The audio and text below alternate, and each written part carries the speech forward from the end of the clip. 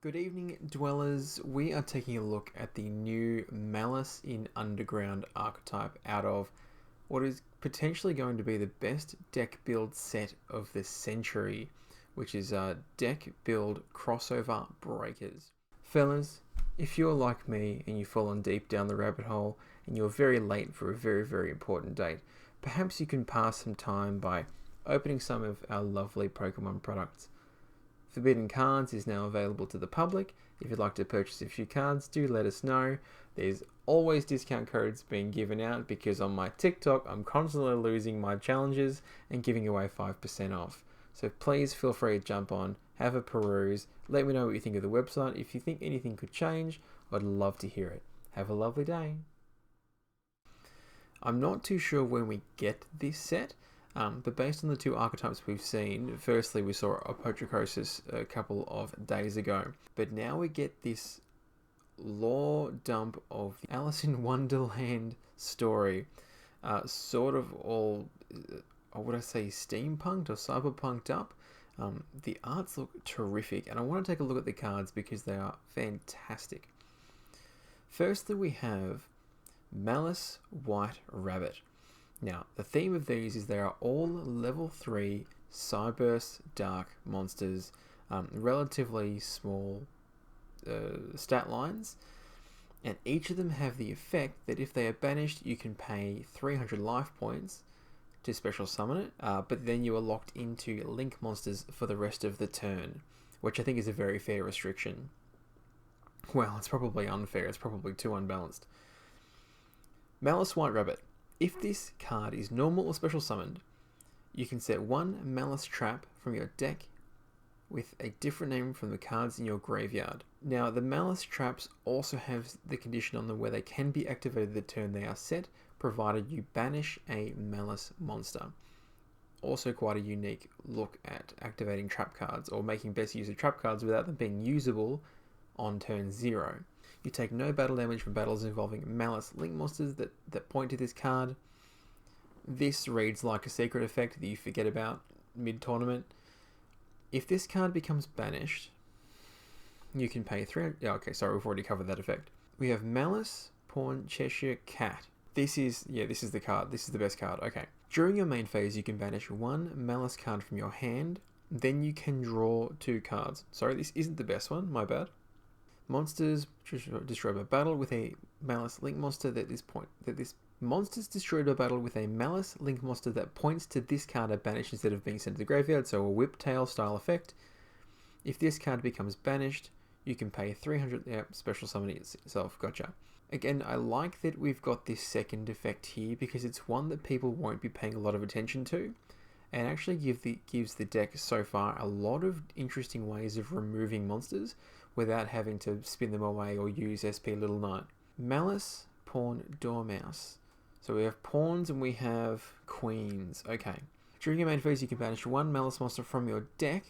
Also, all Malice monsters you control will gain 600 attack for the rest of this turn.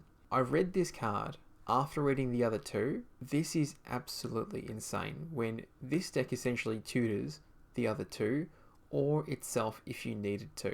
Yeah, it doesn't say except Dormouse. So Dormouse can banish Cheshire Cat. Cheshire Cat can summon itself, and then if you have another copy of Dormouse or Rabbit in your hand, you've just generated 3 bodies and a Malice Trap and drawing 2 cards.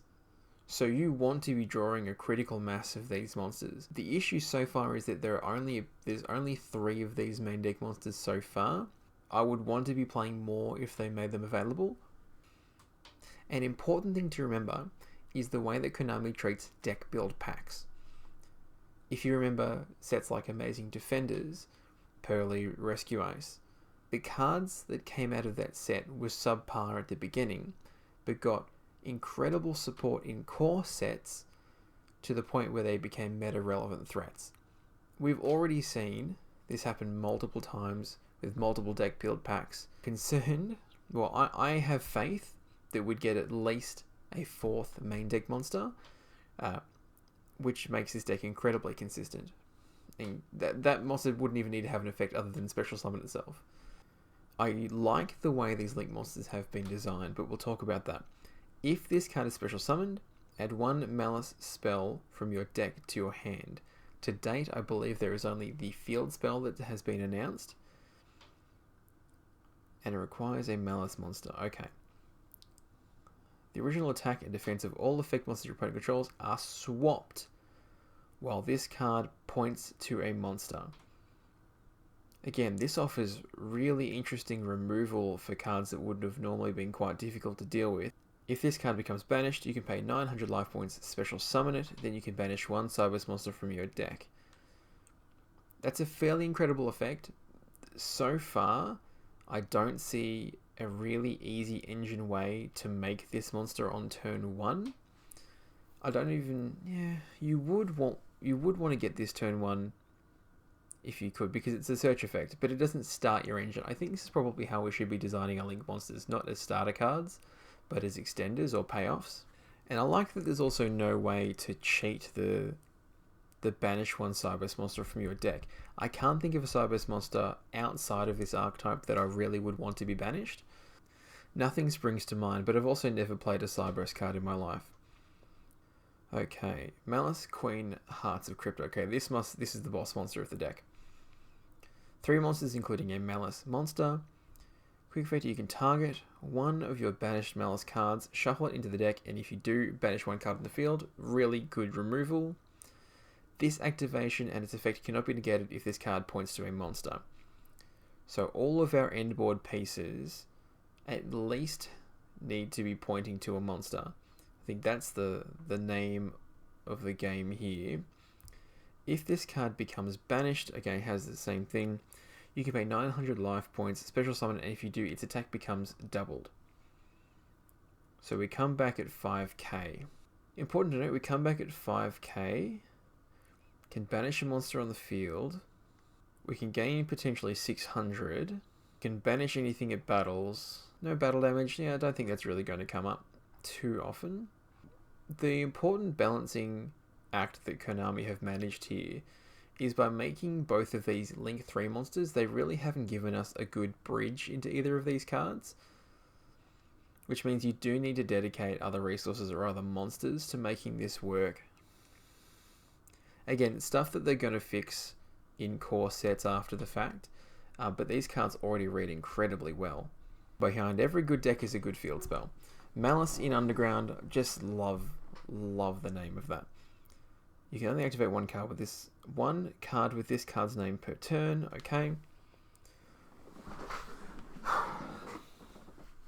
When this card resolves, you can banish 1 Malice card from your hand, deck, or graveyard.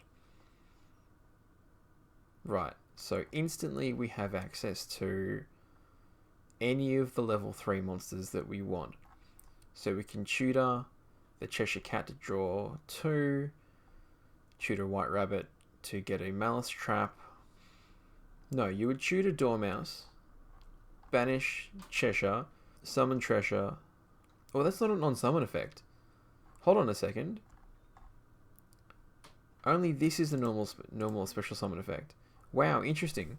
So during your main phase, this is an ignition effect, which means your opponent can interact with this before it can do anything, if they would like to. But the fact remains, okay, so you use field spell, banish Dormouse, pay 300, summon itself. Dormouse then banishes a Cheshire Cat, summon Cheshire Cat, and then if you have, God forbid, if you have White Rabbit in hand, you can banish it and special summon it as well. Wow, that is really incredible. Link monsters, Malice Link monsters you control gain 3,000 attack, while you have 3 or more banished Malice traps with different names. It does seem... Okay, they've opened the window here for more traps to be added to the deck. If you control any Malice Link monsters, your opponents can only target them for attacks. You're playing this for the first effect. Effects 2 and 3 are just bonuses. Link monsters you control. You can't Ghost Ogre this for its first effect, which is awesome. This reads interestingly. I would be interested to see how this gets ported over in terms of rulings to the TCG, because I can see here which one of these gains. Yeah, if this card becomes banished, you can pay 900 life points, special summon it, and if you do, I can't remember if the "and if you do" conjunction is similar to then, where you special summon it then apply, because I would love to see a world in which you summon back this monster, it gains the 3000 from the field spell, and then the double is applied, giving you an 11,000 point link monster, which can banish things. That's awesome. The trap cards. The trap cards are by far the most interesting way this deck has been designed, in my opinion. You can activate this card the turn it was set by banishing one face-up Malice monster you control. That is the case with all 3 trap cards. Add 1 Malice monster from your deck to your hand, then if you control a Malice link monster, you can banish 1 card on the field. Again, you need to have one of the Malices to start this. You technically have 12, 13 if you include terraforming. There's no way you wouldn't be playing Prosperity in this deck to dig out your key pieces. Given how good this deck is, I would potentially even be playing Upstart Goblins, or Can't Get Away with Desires. I would definitely be playing Prosperity in this deck to dig. But that draw 2 effect is really good. So this is a searcher, but it does require you to have some setup. Add 1 Malice monster from deck to hand. If you control a Malice link monster, you can banish 1 card in the field. So an optional removal if you're already going is quite nice. How cool are these designs? It's almost like they've blended into like the Alice in Borderlands show from a couple of years ago. You can activate this card the turn it was set. So we've got Malice code GWC06. You can activate this card the turn it was set by banishing 1 face-up Malice monster you control. Special summon 1 Malice monster from your graveyard or banished. Then, if you control a Malice link monster, you can gain life points equal.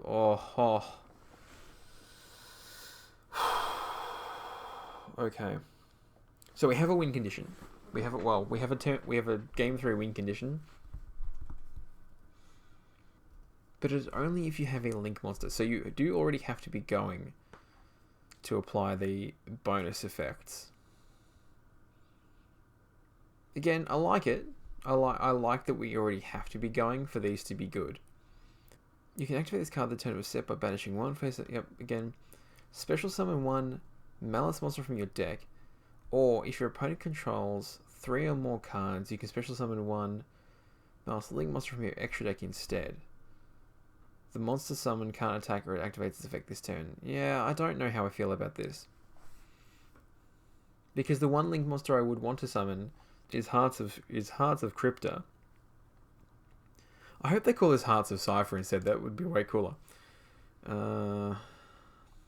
They can't activate, or they're just fully negated. Or activate its effects this turn. So you can use this to summon Red Ransom to swap the attack and defense of all your opponent's monsters.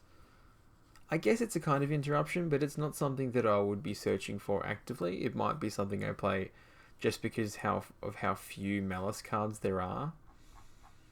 And that's the last trap.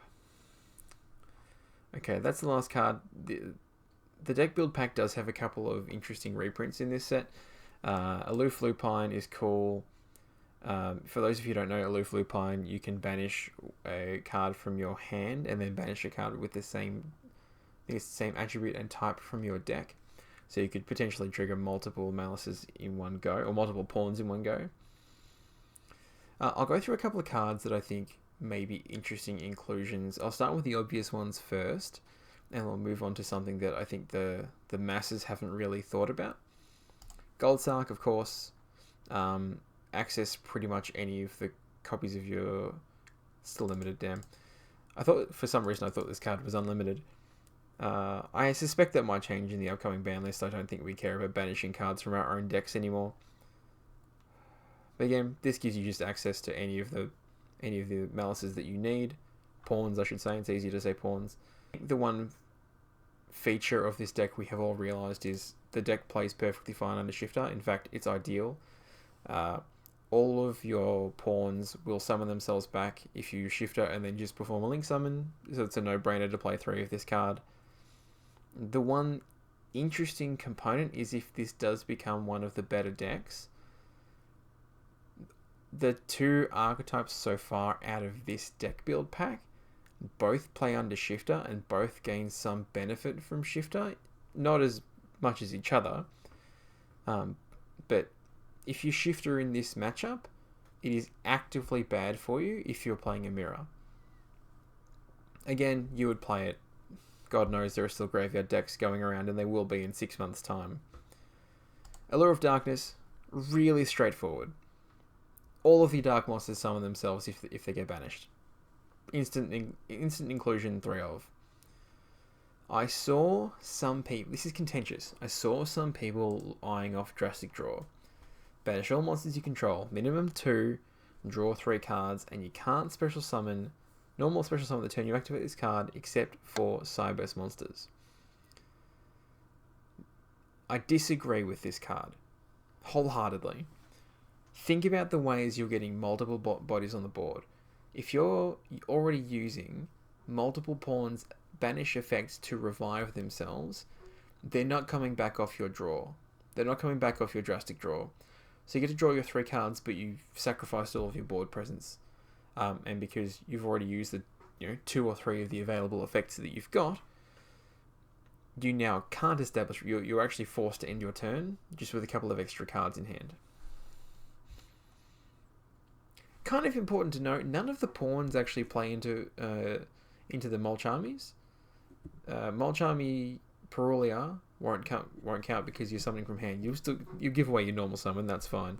But Furos counts summons from the deck and the extra deck, and you're really not doing that more than once on turn 1. Almirage, under shifter, you can just... Can you turn these? Under shifter, you can just turn Dormouse into Almirage if you need to. I think that's fine. That should be no problem. Actually, what's the text on Balinks?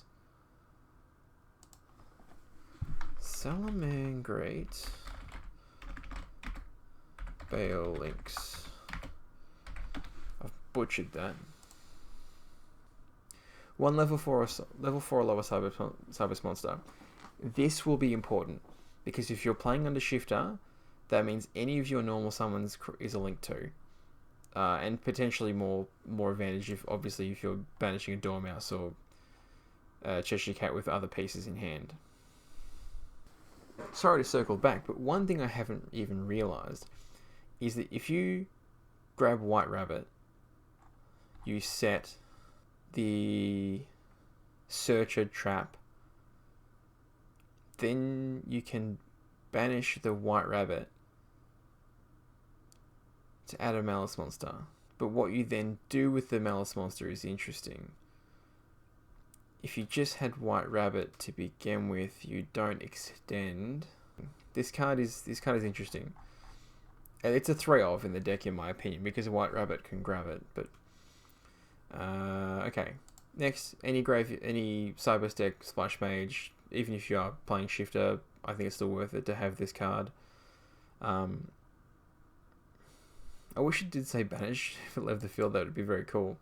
We're kind of playing a Cyberse Toolbox deck, even though most of the Cyberse monsters do want to be in the graveyard. Speaking of, Update Jammer. If you are going for the game push, particularly after the turn you've resolved Shifter,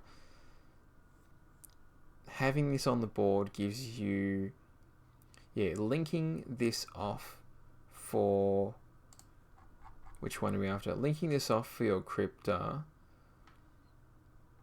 with the field spell, so 5,500 attack. So there's 11,000 damage and a banish. Does that banish apply before the...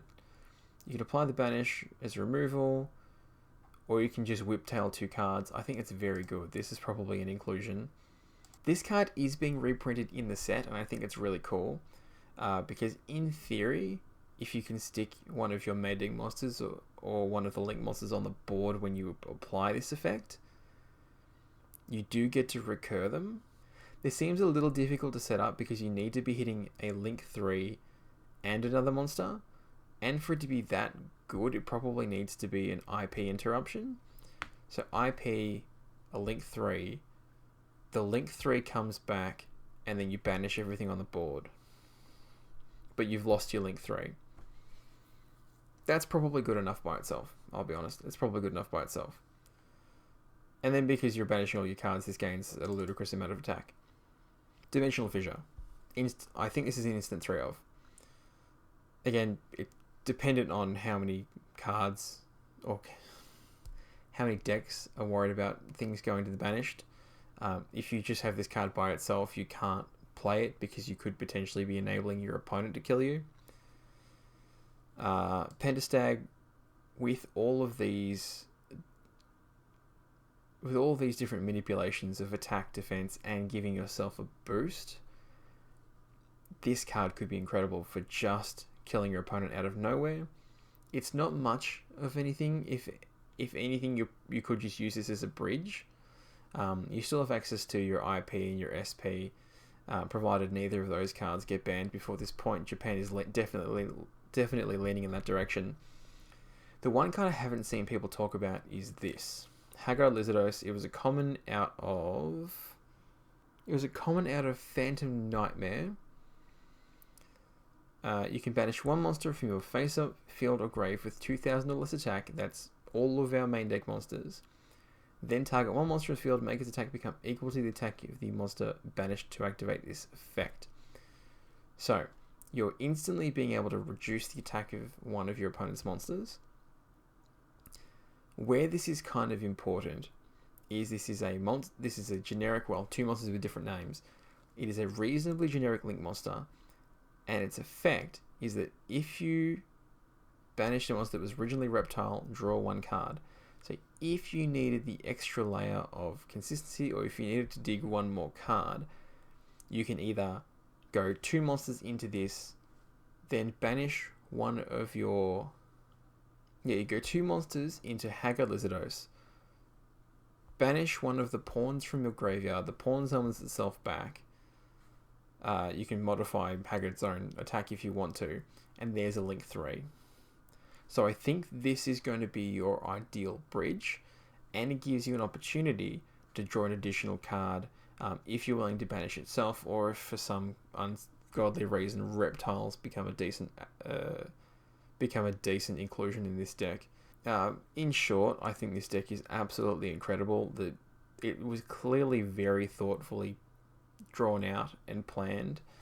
I think we don't see that very often anymore, adding relevant restrictions to these cards. I think the way it is now, it won't be successful, but these cards are far too powerful not to see competitive play, even if it is just at a regional level. Someone will absolutely break these cards. It probably won't be me. One final point though. Perhaps this is Konami Japan's way of getting back at us for constantly trying to deck each other out with runic spells. Just a thought. Thank you for joining me. I hope you got as much out of this as I did.